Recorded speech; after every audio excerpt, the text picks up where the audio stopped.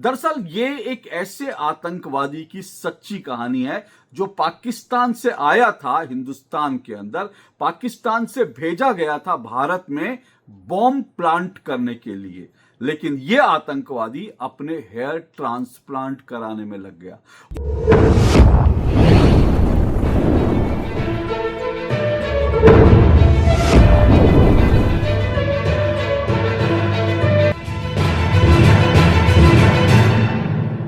ये कहानी बिल्कुल फिल्मी है, लेकिन क्या हमें इसे कहानी कहना चाहिए? क्योंकि सच तो यह है कि यह कहानी नहीं, ये एक सच्ची घटना है। लेकिन इस सच्ची घटना में इतने बड़े बड़े ट्विस्ट हैं कि इस सच्ची घटना पर बॉलीवुड की एक शानदार फिल्म बन सकती है और बॉलीवुड की एक फिल्मी कहानी लिखी जा सकती है। दरअसल ये एक ऐसे आतंकवादी की सच्ची कहानी है जो पाकिस्तान से आया था हिंदुस्तान के अंदर, पाकिस्तान से भेजा गया था भारत में बॉम्ब प्लांट करने के लिए। लेकिन यह आतंकवादी अपने हेयर ट्रांसप्लांट कराने में लग गया। और यह कहानी और यह सच्ची घटना दरअसल इतनी जबरदस्त स्टोरी है कि ये हर कश्मीरी को सुननी चाहिए, हर पाकिस्तान को सुननी चाहिए, और दुनिया भर में कश्मीर के नाम पर जो लोग एक झूठा एजेंडा फैलाते हैं उन सबको यह कहानी जाननी ही चाहिए। दरअसल ये कहानी है लाहौर पाकिस्तान के रहने वाले आतंकी मोहम्मद उस्मान जट की। ये मोहम्मद उस्मान जट जो है ना, इसको लश्कर तैयबा ने आतंकवादी बनाकर तैयार किया। और तैयार किस मकसद से किया? इसको तैयार इस मकसद से किया कि इसको चोरी छिपे इसको भारत में घुसपैठ करा देंगे और भारत में ये आतंकवादियों का, लश्कर तैयबा का स्लीपर सेल बनकर रहेगा और यहां पर नए नए लड़कों को आतंकवादी बनाएगा, तैयार करेगा। जो लोकल लड़के हैं उनको आतंकवादी के रूप में बनाएगा। अब इसको मोहम्मद उस्मान जट को ये टास्क दे करके भारत में इसको घुसपैठ कराकर एलईटी ने भेज दिया। अब जब ये भारत आया तो फिर क्या हुआ? फिर दरअसल इसकी कहानी में एक बड़ा ट्विस्ट आता है। दरअसल इसको जो आतंकवादी बनाया गया ना, तैयार किया गया ना, वो पाकिस्तान ने और एलईटी ने इसको कश्मीर के बारे में बहुत कुछ बताया कि कश्मीर में गुर्बत है, कश्मीर में जो हमारे जो हम मजहब लोग हैं यानी जो कश्मीर में मुसलमान हैं उनके ऊपर अत्याचार हो रहा है, वहाँ बड़ी गरीबी है, वहाँ बड़ी गुर्बत है, वहाँ लोगों के पास खाने के लिए पैसा नहीं है, ऊपर से भारत के सुरक्षा बल जो हैं वो कश्मीरियों पर अत्याचार करते हैं, उनको गोली मार दी जाती है, महिलाओं का बलात्कार किया जाता है। ऐसी ना जाने कितनी कहानियां तैयार करके, कितनी कहानियां सुनाकर मोहम्मद उस्मान जट को पाकिस्तान की खुफिया एजेंसियों ने और लश्कर तैयबा ने आतंकवादी बनाया। अब इसको आतंकवादी तो बना दिया गया, आतंकवादी बनाकर इसे यह टास्क दिया गया भाई कश्मीर को आजाद कराना है, क्योंकि वहां पर जो मुस्लिम है वो प्रताड़ित है, मुस्लिम बड़े परेशान है, इसलिए कश्मीर को आजाद कराना है। यह टास्क देकर मोहम्मद उस्मान जट को भारत जो है भेज दिया गया। अब जब इसको भारत भेजा गया तब इसने देखा कि यार कश्मीर में तो जो मुझे बताया गया था वैसा दिखता ही नहीं है। दरअसल कश्मीर के अंदर जब ये आया तो इसने देखा कश्मीर के लोग तो बड़े आराम से रह रहे हैं, कश्मीर में तो ऐसी गुर्बत जो है ऐसी नहीं है जैसी उसको पाकिस्तान में बताई गई थी। फिर इसने देखा कश्मीर में तो बहुत कुछ बढ़िया है, यहाँ तो सड़कें बढ़िया बनी, यहाँ तो ट्रेन चल रही है, यहाँ तो लोगों के घर में बिजली आ रही है, यहाँ तो बच्चे स्कूल में पढ़ने जा रहे हैं, यहाँ तो शांति का माहौल है, थोड़ा बहुत छुटपुट चीजें होती है वहां पर, लेकिन उसके बावजूद उसने देखा कश्मीर का जो मुसलमान है उसको हर तरह की आजादी है, वो अपने हिसाब से अपने मजहब का पालन करता है, अपने हिसाब से खाता पहनता ओढ़ता है, अपने हिसाब से खेलता है, एंजॉय करता है, पढ़ता है, सब कुछ करता है। अब ये सब जब मोहम्मद उस्मान जट ने देखा तो उसको लगा कि यार उसको जो बताया गया था ये तो मैच ही नहीं करता है, तो पूरा मिसमैच है। फिर उसको ये लगा कि यार गरीबी तो असल में पाकिस्तान में है, गरीबी तो असल में पाकिस्तान के कब्जे वाले कश्मीर में है। दरअसल पाकिस्तान के कब्जे वाला जो कश्मीर है वहां पर मुसलमानों के ऊपर अत्याचार और यहां तो सब लोग बड़े मजे से रह रहे हैं। अब जब उसने ये सब कुछ देखा तो उसने चुपके से ये सब जब देख रहा था तब उसके दिमाग में लग रहा था कि यार मैं यहां पर आ गया हूं तो यहां पर आकर अब मैं करूं क्या और मैं किस तरह से अपने अपने लक्ष्य की पूर्ति करूं जो उसको मकसद दिया गया था। इतने में उसको कश्मीर में आकर एक नया मकसद मिल गया। उसको मकसद क्या मिला? उसके जो बाल है ना वो धीरे धीरे बाल उड़ रहे थे, गंजा हो रहा था। अब किसी भी यंग आदमी के लिए जो है ना सबसे बड़ा जो संत्रास होता है ना, सबसे बड़ी जो प्रताड़ना होती है ना यंग एज में, वो होती है बालों का झड़ना।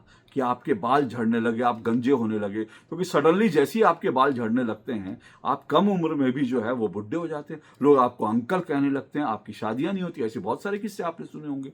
अब ये जो है ना, इस आतंकवादी मोहम्मद उस्मान जट जो है ना, इसके बाल भी झड़ रहे थे, ये धीरे धीरे गंजा हो रहा था। अब ऐसा नहीं है कि ये गंजा भारत में आकर हो, ये पाकिस्तान से गंजा हो रहा था, लेकिन पाकिस्तान से जब गंजा हो रहा था तब इसको जो कुछ इसने देखा था, जो कुछ इसने जाना था, इसको इतना पता था, क्योंकि पाकिस्तान में तो क्या पढ़ाई लिखाई होती है आप अच्छी तरह से जानते हैं, वो भी जिसको आतंकवादी बनाना हो, पाकिस्तान की जो है खुफिया एजेंसियों को, आतंकवादियों को, जिसको आतंकी संगठनों को जिसको आतंकवादी बनाना हो, उसको तो मदरसों में क्या पढ़ाया जाता है आप अच्छी तरह से जानते हैं। तो इसके मोहम्मद उस्मान जो जट है, इसके दिमाग में था कि भाई मेरे बाल तो झड़ रहे हैं, क्योंकि बाल इसके पाकिस्तान से झड़ने लगे थे, लेकिन इसने ये सुना था भाई इसका इलाज क्या है। इसको लगा था इसका कोई इलाज ही नहीं है। इसको लगा था कि भाई ये जो गंजे सरों पर जो बाल उगाते हैं ना, ये तो बड़ा महंगा आइटम है, ये तो मतलब इसमें तो लाखों करोड़ों रुपए लग जाते हैं, और ये जो टेक्नोलॉजी है ये तो है ही नहीं, ये तो विदेशी जो है पश्चिम में होती है, ये तो बहुत एडवांस कंट्रीज में होती है।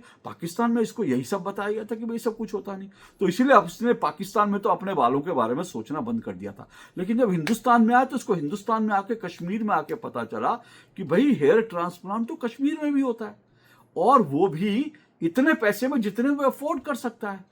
अब आप सोचिए कि ये जब इसने सुना तो इसकी जिंदगी का पूरा मकसद ही बदल गया। इसने कहा भैया जो एलईटी वाले जो थे इसको भाड़ में जाने दो, और बाकी सब चीजें जो है ना, ये जो मुझे मकसद दिया था, मैं क्या कश्मीर में तो यहाँ पे सब बढ़िया से। तो उसने अपनी लाइफ का मकसद बना लिया कि अब उसको अपने गंजे सर पे बाल उगाने।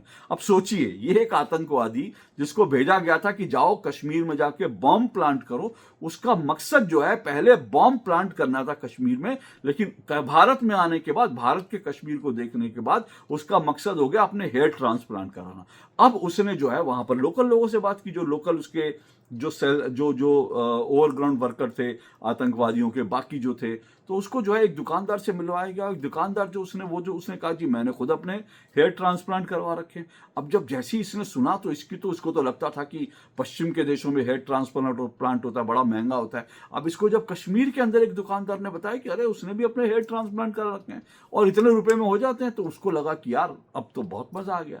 तो इसने क्या किया, इसने कश्मीर के उस दुकानदार की मदद से अपने हेयर ट्रांसप्लांट करवाए। अब इसकी जिंदगी का मकसद बदल, इसने हेयर ट्रांसप्लांट कराए, तो हेयर ट्रांसप्लांट बढ़िया से करवा लिया। और हेयर ट्रांसप्लांट कराने को बाद इसे लगा कि भाई पाकिस्तान ने तो इसको चू बनाया, जो लश्कर तैयबा थे उसने तो चू बनाया, पाकिस्तान की खुफिया एजेंसियों ने इसको चू बनाया था कि कश्मीर में ऐसा हो रहा है वैसा हो रहा है इसलिए लड़ना है।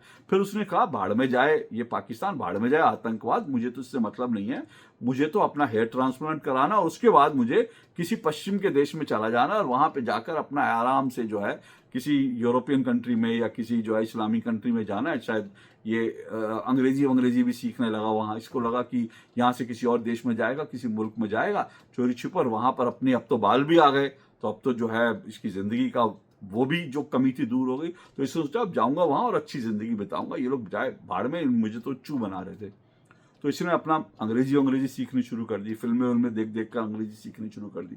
लेकिन इसी बीच क्योंकि इसके बारे में भनक तो थी, और भनक क्यों थी वो भी आपको बताऊंगा, क्योंकि वो बहुत बड़ा एक मामला है। तो तब तक जो है इसको इसके बारे में ये घुसपैठ करके आया था, कई चीज़ें थी, तो वो जो चीज़ें थी वो उसको ऑलरेडी जो है भारतीय खुफिया एजेंसियाँ इसकी तलाश में लगी थी, भारतीय सुरक्षा एजेंसियाँ तलाश में लगी थी। और भारतीय सुरक्षा एजेंसियों ने जब ये एक टर्किश फिल्म देख रहा था, इसको टर्किश फिल्म देखते हुए इसको गिरफ्तार कर लिया, और ये पुलिस के जब कब्जे में आया, सुरक्षा बलों के कब्जे में आया, तब सुरक्षा बलों ने सुना तो हैरान रह गए कि यार गजब का, मतलब ये कहानी है कि साला आया था वहां पे जो है बॉम्ब प्लांट करने और हेयर ट्रांसप्लांट करा रहा, और क्या क्या इसके दिमाग में भरा गया था और इसने आके क्या देखा। तो ये सब चीजें देख करके इसके बारे में पता चला। अब इस पूरे मामले का जो गंभीर पहलू है वो ये है कि ये जो कुछ कर रहा था, ये पूरा जो एक ऑपरेटिव इनका था, उसमें इसको जो मकसद दिया गया था और इसके साथ जो लोग जुड़े लोग थे, उनके तार अल फलाह यूनिवर्सिटी जो फरीदाबाद की है ना, जिसका एक डॉक्टर ने एक बॉम्ब प्लांट किया था लाल किले में, ये पूरे उस मॉड्यूल से जुड़े लोग थे जिन्होंने लाल किले पर बॉम्ब ब्लास्ट किया, और जिसमें अल फलाह यूनिवर्सिटी के डॉक्टर थे, कई महिला डॉक्टर थी, और जो ये पढ़े लिखे लोगों को फंसाते थे। अब सोचिए कि पढ़े लिखे लोगों को फंसाते थे ये लोग, और इनको इनको क्या वहां पे बताया जाता था। अब ये तो समझ में आता है। देखिए, अब यहाँ पे ये बात जो है इसको गंभीरता से सोचना चाहिए। इस जो है जट की कहानी को छोड़िए, ये जो मोहम्मद उस्मान जट है उसकी कहानी को छोड़िए, लेकिन आप ये देखिए, मोहम्मद उस्मान जट तो पाकिस्तानी था, उसको तो दिमाग में जहर भरा गया था, उसको तो झूठी कहानियां कश्मीर के बारे में बताई गई, भारत के बारे में बताई गई, उसको तो एक तरह से पाकिस्तान ने चू बनाकर भारत में भेज दिया कि जाओ आतंकी घटना करो। लेकिन मुझे आप ये बताइए, इस मोहम्मद उस्मान जट, ये तो दिमाग से पैदल था, गवार था, इसको पता नहीं था, इसको झूठ बताया गया। लेकिन वो जो डॉक्टर यहां पर जो डॉक्टरी कर रहे हैं, ये जो अल फलाह यूनिवर्सिटी में जो पढ़ के लोगों को पढ़ा रहे हैं, जो अच्छे खासे पैसे कमा रहे हैं, जो भारत में रहते हैं, भारत में जिनका जन्म हुआ, भारत को जिन्होंने देखा, भारत की तरक्की को देखा, भारत में मुसलमानों को प्रॉस्पर होते देखा, इनके दिमाग में कौन सा कीड़ा है, समझने की जरूरत यह है। मोहम्मद उस्मान जट की तो आंखें खुल गई भारत में आकर कि उसको जो झूठ बताया गया तो उसको पता चल गया। लेकिन ये लोग जो यहां सच हिंदुस्तान का देख रहे हैं, इनकी आंखों पर कौन सी पट्टी पड़ी थी?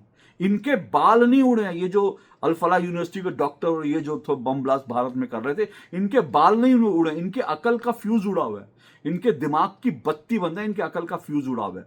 मोहम्मद उस्मान जट के बाल उड़ रहे थे, लेकिन इनके दिमाग का फ्यूज उड़ा हुआ है। इसलिए ये लोग भारत में रहकर सब कुछ इनको मिल रहा है, पढ़ाई लिखाई अच्छे से कर रहे हैं, पैसा मिल रहा है, डॉक्टर बन गए, फिर भी आतंकवादी घटनाओं में जो है ये लोग जुड़े हैं। और एक आतंकी जिसको झूठ बताया गया उसकी आंखें खुल गई, लेकिन इनकी आंखों पर क्या बंधा हुआ है आप कल्पना कीजिए। तो ये अपने आप में बड़ा दुर्भाग्यपूर्ण है कि पाकिस्तान तो एक तरफ झूठ बोलता है, लेकिन हिंदुस्तान में जो लोग हैं कम से कम वो तो सच देख रहे हैं, उसके बावजूद जो है वो पाकिस्तान का जो है वो हथियार बन जाते हैं, उस मुल्क का हथियार बन जाते हैं और किस तरह से उनके इशारों पर नाचने लगते हैं।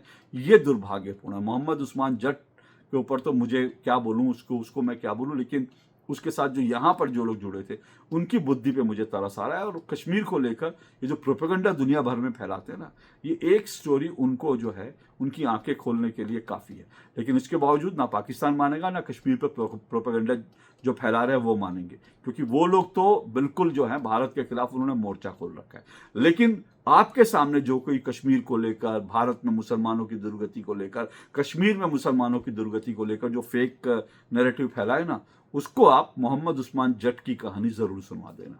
आज के लिए इतना ही। नमस्कार।